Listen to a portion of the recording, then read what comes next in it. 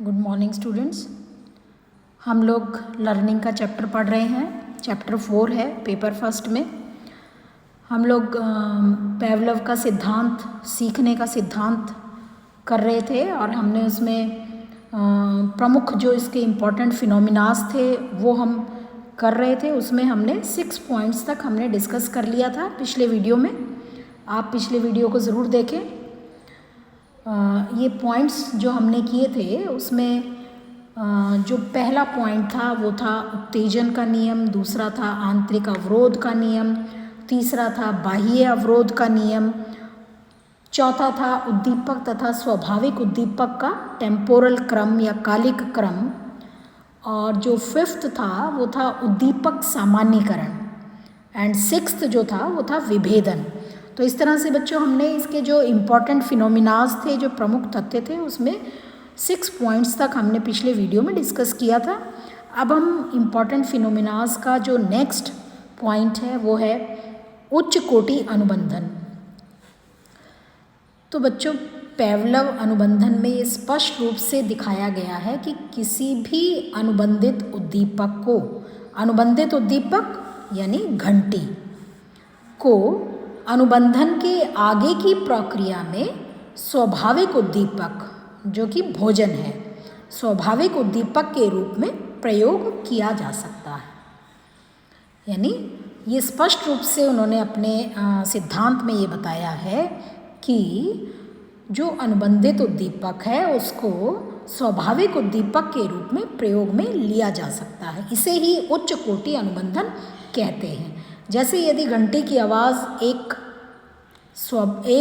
अनुबंधित उद्दीपक है, एक CS है, तो भोजन अनकंडीशन स्टिमुलस है या अनानुबंधित या स्वाभाविक उद्दीपक है, तथा लार का स्राव होना वो अनुबंधित अनुक्रिया के रूप में स्थापित हो चुका है। तो अब घंटी को हम अनकंडीशन स्टिमुलस के रूप में प्रयोग कर सकते हैं, यानी स्वाभाविक उद्दीपक के रूप में हम इसको प्रयोग कर सकते हैं। यानी कुछ प्रयासों में अगर घंटी बजाई जाएगी और उसको भोजन नहीं दिया जाएगा तो भी कुत्ता जो है लार का स्राव करेगा। तो इस तरह से जब रोशनी तथा घंटी को बार बार संयोजित करके प्राणी के सामने रखा जाता है तो लार स्राव की अनुक्रिया जो पहले घंटी की आवाज़ पर होती थी, रोशनी जलने पर भी होने लगेगी। तो इसे ही हम उच्च कोटि अनुबंधन कहते हैं। नेक्स्ट है विलोपन तथा स्वतः पुनर्लाभ, विलोपित होना, ठीक है, या उसको दोबारा से प्राप्त करना। तो पेवलोव ने अपने प्रयोग में ये पाया है कि प्राणी में अनुबंधन उत्पन्न होने के बाद जब सिर्फ घंटी यानी अनुबंधित उद्दीपक घंटी दी जाती है और भोजन यानी स्वाभाविक उद्दीपक नहीं दिया जाता है, और इस प्रक्रिया को यदि लगातार कई प्रयासों तक दोहराया जाता है तो धीरे धीरे सीखी गई अनुक्रिया की शक्ति कम होने लगती है।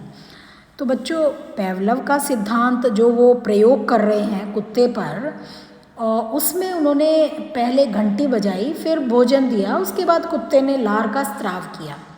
लेकिन अगर लगातार कई प्रयासों तक केवल घंटी बजाई जाए और भोजन नहीं दिया जाए तो जो सीखी गई अनुक्रिया है उसकी शक्ति कमज़ोर होने लगती है, यानी कुत्ता लार का स्राव कम करने लगेगा।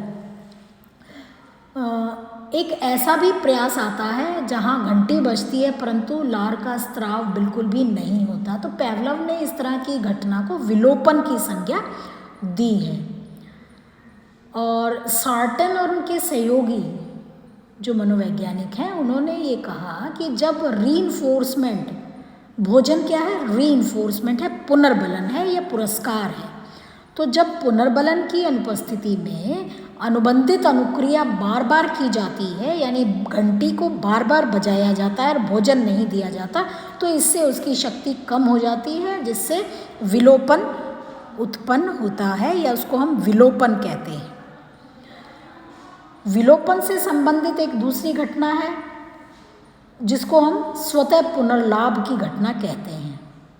पेवलोव ने अपने अध्ययनों में ये पाया कि जब किसी सीखी गई अनुक्रिया का आंशिक रूप से यानी पार्शियल विलोपन हो जाता है, तो उसके कुछ समय बीतने के बाद यदि अनुबंधित उद्दीपक यानी घंटी दी जाती है तो प्राणी या कुत्ता फिर से लार का स्त्राव करते पाया जाता है, या जिसको हम कंडीशन रिस्पॉन्स कहते हैं, अनुबंधित अनुक्रिया कहते हैं।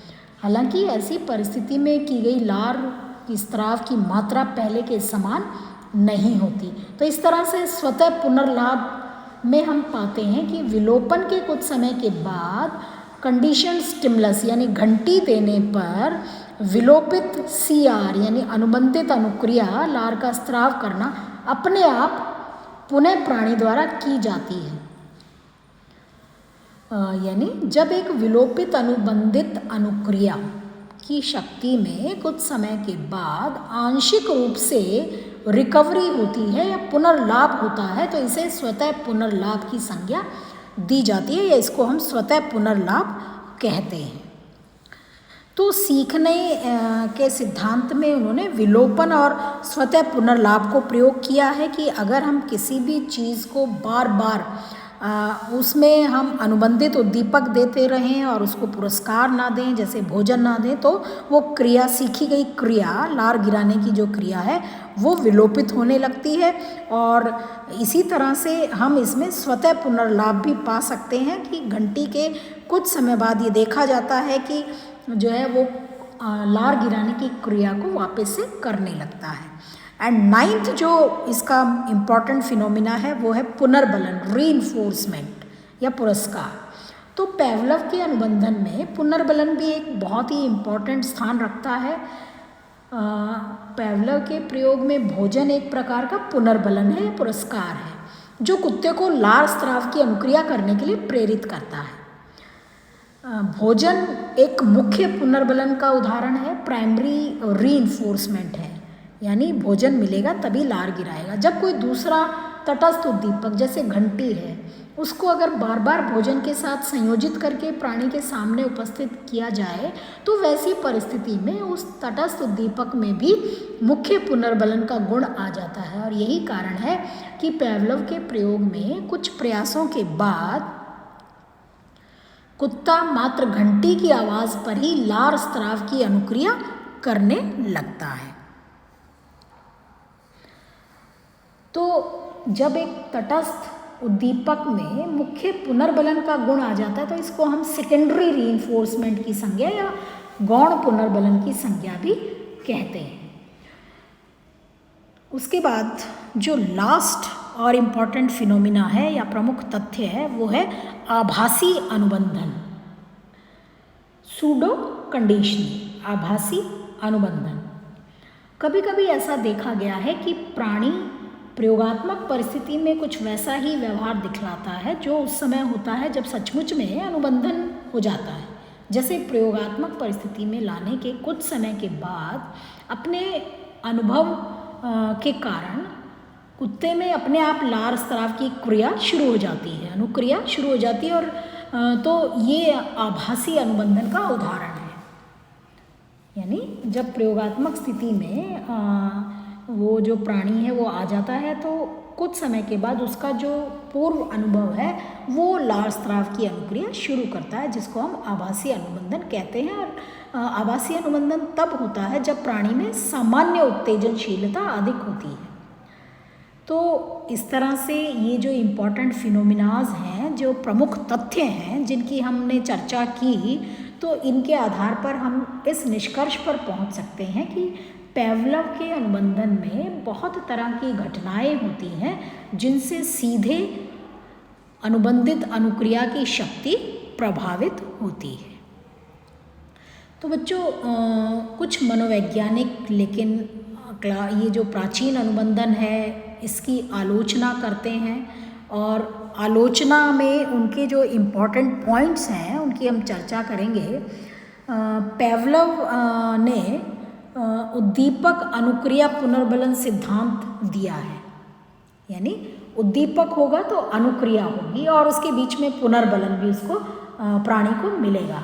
तो इसके अनुसार सीखने के लिए उद्दीपक और अनुक्रिया में संबंध स्थापित करने के लिए पुनर्बलन का होना आवश्यक है। परंतु कुछ मनोवैज्ञानिकों ने इसका विरोध किया है और उन्होंने जैसे टॉलमैन मनोवैज्ञानिक हैं, हॉर्नज़िक मनोवैज्ञानिक हैं, उन्होंने चूहों पर प्रयोग करके दिखाया है कि उन चूहों द्वारा भूल भुलैया जिन्हें प्रथम कुछ दिनों तक भोजन नहीं दिया गया था, ठीक उसी प्रकार किया गया जिन्हें प्रत्येक दिन भूल भुलैया सीखने के लिए भोजन दिया जाता था। तो जब तक भोजन नहीं दिया गया था, सीखी गई प्रक्रिया दबी हुई थी। जैसे ही भोजन दिया गया, सीखने की प्रक्रिया स्पष्ट रूप में अभिव्यक्त हुई। तो टॉलमैन और हॉर्नज़िक का विचार है कि सीखने के लिए पुनर्बलन आवश्यक नहीं है। सीखी गई अनुक्रिया को स्पष्ट रूप से व्यक्त करने के लिए पुनर्बलन की आवश्यकता होती है, लेकिन सीखने के लिए पुनर्बलन आवश्यक नहीं है। तो इस रूप में टॉलमैन ने, हॉर्नज़िक ने इसकी आलोचना की। दूसरा, पेवलोव के सिद्धांत पर ध्यान देने से ये भी स्पष्ट होता है कि सीखने की प्रक्रिया में पुनरावृत्ति, रिपीटिशन का महत्व बहुत अधिक है। पेवलोव ने बताया कि एक तटस्थ उद्दीपक यानी घंटी तथा स्वाभाविक उद्दीपक यानी भोजन को साथ साथ कई बार दोहराने के बाद कुत्ता घंटी की आवाज़ पर लार स्राव करने की अनुक्रिया को सीखता है। परंतु अक्सर ये देखा गया है कि व्यक्ति के कुछ पल ऐसे भी होते हैं जहाँ वह एक ही बार की अनुभूति में सीख लेता है। तो इस आधार पर भी इस सिद्धांत की आलोचना की गई। कुछ आलोचकों का ये भी मत है कि पेवलोव के द्वारा प्रतिपादित सीखना जो है वो एक अस्थायी और आंशिक रूप से प्राणी के व्यवहार में परिवर्तन करता है। जैसे कुत्ता घंटी की आवाज़ पर तभी तक लार गिराता है जब तक कि घंटी की आवाज़ के बाद उसे भोजन दिया जाता है। जब भोजन देना बंद कर दिया गया तो कुत्ते में भी लार स्राव की अनुक्रिया धीरे धीरे लुप्त हो गई। तो पेवलोव के सिद्धांत के अनुसार इस अनुक्रिया को सिखलाने के लिए एक विशेष प्रकार की प्रयोगात्मक स्थिति का होना अनिवार्य है, जो कि हमेशा संभव नहीं हो सकता। तो इस तरह से भी इसकी आलोचना की गई। अब हम बच्चों बात करेंगे प्राचीन अनुबंधन को या क्लासिकल कंडीशनिंग को प्रभावित करने वाले कारक। उनमें फर्स्ट पॉइंट है अनुबंधित उद्दीपक तथा स्वाभाविक उद्दीपक के युग्मित उपस्थिति की संख्या, पेयर्ड जो उपस्थिति है उनकी संख्या। तो मनोवैज्ञानिकों ने जो अध्ययन किए उनसे ये पता चला कि जब सीखने के दौरान अनुबंधित उद्दीपक यानी घंटी तथा स्वाभाविक उद्दीपक यानी भोजन को पेयर्ड करके उनका एक युग्म बनाकर कई बार उपस्थित किया जाता है, तो इससे अनुबंधित अनुक्रिया की शक्ति में वृद्धि होती है। और इन दोनों उद्दीपकों के युग्मित प्रस्तुतिकरण की जो संख्या है जितनी अधिक होगी, अनुबंधित अनुक्रिया की शक्ति भी उतनी ही मजबूत होगी। तो ये जो एक फैक्टर है कि अनुबंधित उद्दीपक और स्वाभाविक उद्दीपक का पेयर बनाकर उसकी उपस्थिति की संख्या को बढ़ाया जाए तो उससे जो है सीखने पर बहुत अधिक प्रभाव पड़ता है। दूसरा है स्वाभाविक उद्दीपक की तीव्रता। तो कुछ अध्ययन से ये भी स्पष्ट होता है कि अगर अनुबंधित उद्दीपक यानी घंटी को बहुत तीव्र स्वाभाविक उद्दीपक के साथ पेयर्ड किया जाए, उसका युग्म बनाया जाए, तो ऐसी स्थिति में भी अनुबंधित अनुक्रिया अधिक मजबूत होती है। यानी स्वाभाविक उद्दीपक यानी भोजन जो है उसकी तीव्रता को बढ़ाया जाए तो भी अनुबंधित अनुक्रिया बहुत अधिक मजबूत होती है। तीसरा है अनुबंधित उद्दीपक द्वारा किस हद तक स्वाभाविक उद्दीपक के बारे में सही पूर्वानुमान लगाया जाता है। इस कारक को भी रॉबर्ट मनोवैज्ञानिकों ने काफ़ी महत्वपूर्ण बताया। उनका कहना है कि अगर एक तटस्थ उद्दीपक यानी घंटी को अस्वाभाविक उद्दीपक के साथ मात्र युग्मित या पेयर्ड स्वाभाविक उद्दीपक के साथ पेयर्ड कर देने से ही प्राचीन अनुबंधन अपने आप में स्थापित नहीं हो जाता, बल्कि अनुबंधन का स्थापित होना इस बात पर भी निर्भर करता है कि तटस्थ उद्दीपक द्वारा कितनी सही स्वाभाविक उद्दीपक के आने के बारे में सूचना प्राणी को मिलती है। यही कारण है कि एक ऐसी आवाज़ जिसके बाद प्राणी को हमेशा भोजन दिया जाता है से अधिक मात्रा में लार का स्राव होगा, परंतु वह आवाज़ जिसके बाद प्राणी को कभी कभी भोजन दिया जाएगा तो उससे लार का स्राव कम मात्रा में उत्पन्न होगा। कहने का मतलब ये है कि घंटी बजेगी और उसके बाद हमेशा भोजन दिया जाएगा तो लार का स्राव अधिक होगा। केवल घंटी बजेगी और कभी कभी भोजन दिया जाएगा तो उससे प्राणी में लार की स्राव की मात्रा में कमी होगी। एंड जो लास्ट जो हमारा पॉइंट है वो है अनुबंधित उद्दीपक तथा स्वाभाविक उद्दीपक का सामयिक संबंध, temporal relationship between condition stimulus और यूसीएस। तो कुछ अध्ययनों से ये भी स्पष्ट हुआ है कि अगर अनुबंधित उद्दीपक को यानी घंटी को स्वाभाविक उद्दीपक भोजन के तुरंत पहले दिया जाता है तो इससे अनुबंधन तेजी से होता है। टेम्पोरल इसका रिलेशन है। कुछ मनोवैज्ञानिकों ने ये भी कहा है कि जब ये दोनों उद्दीपक साथ साथ दिए जाते हैं तो अनुबंधन बहुत धीरे धीरे होता है या नहीं के बराबर होता है, और जब अनुबंधित उद्दीपक स्वाभाविक उद्दीपक के बाद में दिया जाता है तो अनुबंधन शायद ही स्थापित हो। यानी अगर भोजन पहले दिया जाएगा और घंटी बाद में बजेगी तो शायद ही अनुबंधन स्थापित हो। तो अनुबंधित उद्दीपक तथा स्वाभाविक उद्दीपक के बीच का जो समय है वो आधा सेकेंड या 500 मिलीसेकेंड बताया गया है, क्योंकि इस समय अंतराल पर अनुबंधन बहुत जल्द स्थापित हो जाता है। तो इस तरह से बच्चों ये बहुत सारे ये 4 फैक्टर्स हैं जो कि अनुबंधन को प्रभावित करते हैं। तो इस तरह से प्राचीन अनुबंधन जो थ्योरी थी उसको हमने इस वीडियो में कंप्लीट किया है। और पेवलव ने ये सिद्धांत दिया था बच्चों, आपको अरुण कुमार सिंह की बुक में ये सिद्धांत मिलेगा। पेवलव जो है डाइजेस्टिव सिस्टम को, पाचन क्रिया को अध्ययन करना चाहते थे और उसी में ही उन्होंने कुत्ते पर प्रयोग करके अनुबंधन सीखने के अनुबंधन सिद्धांत को की व्याख्या की। नेक्स्ट वीडियो में हम नेक्स्ट सिद्धांत को पढ़ेंगे। Thank you.